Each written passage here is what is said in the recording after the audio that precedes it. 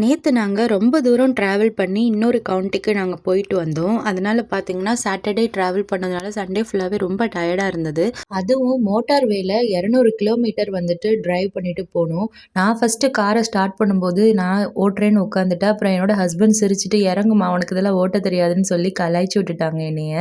அடுத்ததா என்ன குக் பண்றது அப்படின்னு திங்க் பண்ணும்போது தான், சரி எப்பவுமே பிரியாணி, அப்புறமா வந்துட்டு கறி குழம்பு இந்த மாதிரியே நம்ம வைக்கிறனால, இன்னைக்கு கொஞ்சம் வித்தியாசமா வந்துட்டு நல்லா பருப்பு சோறு வைக்கலாம் அப்படின்னு சொல்லிட்டு, நான் பருப்பு சோறுலயே பார்த்தீங்கன்னா, துவரம் பருப்பு, அப்புறம் பாஸ்மதி ரைஸ் தான் இங்க அதிகமா கிடைக்குன்றனால பாஸ்மதி ரைஸ், அதுக்கப்புறம் வந்துட்டு முருங்கக்காய், கத்திரிக்காய், பீன்ஸ், அப்புறம் தக்காளி, வெங்காயம் இதெல்லாம் சேர்த்து பார்த்தீங்கன்னா, நல்லா கொழைய ஒரு 5 விசில் விட்டு வந்துட்டு பார்த்தீங்கன்னா, பருப்பு சாதம் வந்து நான் ரெடி பண்ணிட்டேன்.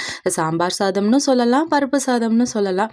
அது கூட பார்த்தீங்கன்னா, சைட் டிஷ் வந்து கொஞ்சம் நல்லா ரிச்சா செய்யலாம் அப்படின்னு சொல்லிட்டு கொஞ்சம் அப்பளம். இது எனக்கு அப்பளம் செய்யும்போதே பார்த்தீங்கன்னா, எனக்கு நான் காலேஜ் படிக்கும்போது என்னோட ஹாஸ்டல் ஞாபகம் தான் வந்தது. அங்கேயும் இதே மாதிரி பருப்பு சாதம், அதாவது பிசிபிலாபாத்துக்கு வந்துட்டு அப்பளம் வந்து குடுப்பாங்க. அது பருப்பு சாதம் கிடையாது. அது கூட வந்துட்டு கொஞ்சம் ஃபிஷ் ஃப்ரை, அதுக்கப்புறமா வந்துட்டு ப்ரொக்கோலி ஃப்ரையும் செஞ்சிருந்தேன். இதுதான் எங்க சண்டே லஞ்ச். நேத்து டிரைவ் பண்ணிட்டு வீட்டுக்கு வந்ததுக்கு அப்புறமா தாங்க தோணுச்சு, நல்ல வேளை நம்ம கார ஓட்டல அப்படின்னு. இடையில கூட என்னோட ஹஸ்பண்ட் நீ ஓட்டுறியான்னு கேட்டாங்க. நான் முடியவே முடியாதுன்னு சொல்லிட்டேன். எப்படியோ வீட்டுக்கு வந்துட்டோம். அப்புறம் என்னோட பொண்ணுக்கு கொஞ்சம் ஹோம்ஒர்க்லாம் இருந்தது. நான் ஹோம்ஒர்க் கூட பார்த்தீங்கன்னா, நாங்க இந்தியாவிலேருந்து வந்ததுனால அயர்லாண்டுக்கு தமிழுமே நான் வந்து சொல்லிக் குடுப்பேன். ஏன்னா, எப்போ நம்ம இந்தியாவுக்கு திரும்ப போனாலும் தமிழ் சப்ஜெக்ட் நமக்கு இருக்கும். அப்போ வந்து அவங்க ரெடியா இருக்கணும். அதையும் அவங்க வந்து ஈஸியா கத்துக்கிறணும் அப்படின்றதுக்காக ஸ்கூல்ல வந்து சொல்லிக் குடுக்காட்டினாலும் தமிழே நான் வீட்ல சொல்லிக் குடுப்பேன்.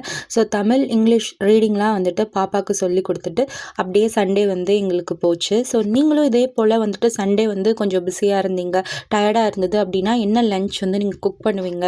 ஸோ பிரியாணி, கறி குழம்பு இதெல்லாம் வந்து யூசுவலா நம்ம பண்ணுவோம். அதுபோல வித்தியாசமா வந்துட்டு நீங்க என்ன வீட்ல குக் பண்ணுவீங்க அப்படின்றத கமெண்ட் செக்ஷன்ல சொல்லுங்க. பாய்.